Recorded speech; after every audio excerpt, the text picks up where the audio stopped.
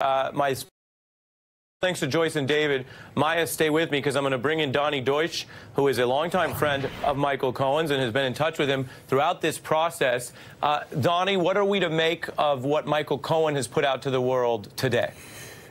Ari, I've been saying this for 2 years.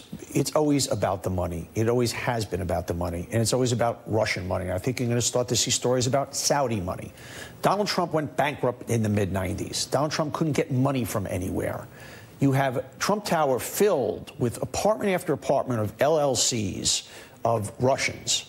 Donald Trump has been owned by the Russians for a long time. Donald Trump has been owned by Vladimir Putin. This is the first time we're seeing a line. It's not just about collusion. It's not about helping him win the election.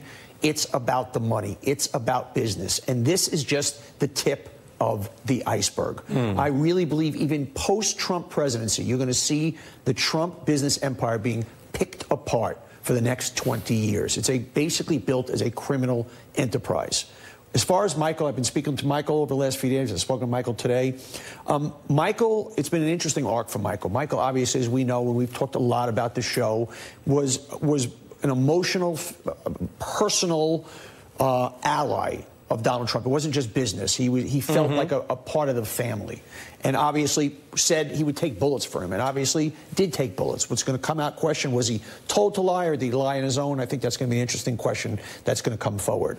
Michael, we've watched him turn. We watched him all of a sudden say, you know what, no, I need to help myself. I need to help my family. I need to help my country. Michael today, as I spoke to him, sounded very different than I've spoken to him in the last 2 years. He finally feels that he's kind of on the other side now. Yes, he's made mistakes, and yes, he's going to pay for them. But going from being seen as a bad guy to maybe a guy that's trying to do right thing, maybe not a bad guy, a good guy, and he knows he made mistakes. Are you saying Michael Cohen conveyed to you today that he's proud of this chapter? He's beyond proud of this chapter. He really feels he's done the right thing, and he really feels he's going to be the linchpin. And obviously, so does Robert Mueller. You know, if you think about the sentence that he got a 6-month sentence to be served concurrently with where so that means he got nothing.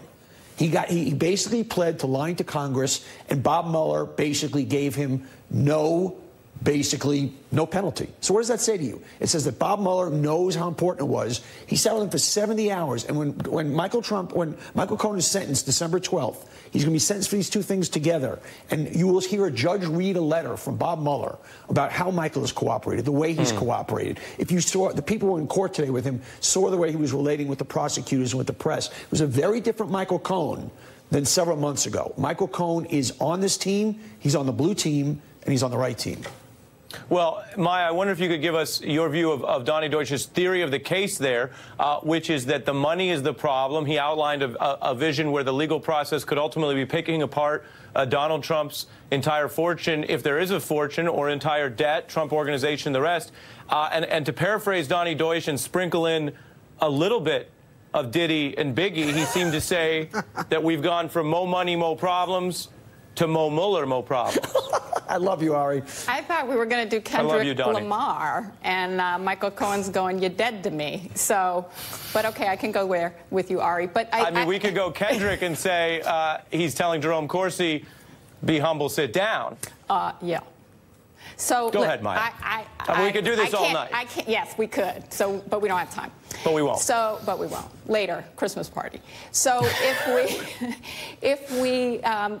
actually agree with Donnie in the sense that the money is a critical part of this story. I have no question about that. We've already seen that with the that has broken today. I will say that if there's a family, and it's a crime family, that Michael Cohen was part of La Cosa Nostra. And I think what he's done here has been a lot wiser than Paul Manafort, and recognized that he's a lot better off getting a divorce than he is going down. And I think he made the right decision, certainly, but I think he made it for self and family, personal family, instead of the crime family. Donnie, I'm over time, and that's partly my fault from the 90s rap references, but I give you the final word. Can I bring up an ABBA reference, or is that not right for this show? all views, welcome, all genres. Out of respect to the reverence of hip-hop on the show, I'm not going to bring disco or ABBA into it. I like ABBA. I do, too, but I'm just not going to do it. But your final thought on where Cohen goes from here? Where Cohen goes from here, I think Cohen, you're going to see a relatively light sentence come December 12th, based on recommendations from Bob Mueller. And I think Cohen, you're going to see as more and more comes out, Cohen will be pivotal as the guy that was there front and center for 10 years with this business enterprise, with this criminal enterprise, with this criminal family. You're going to see Michael Cohen be a real linchpin here. Donnie Deutsch and Maya Wiley, thanks to both of you for your expertise and your analysis. Very interesting.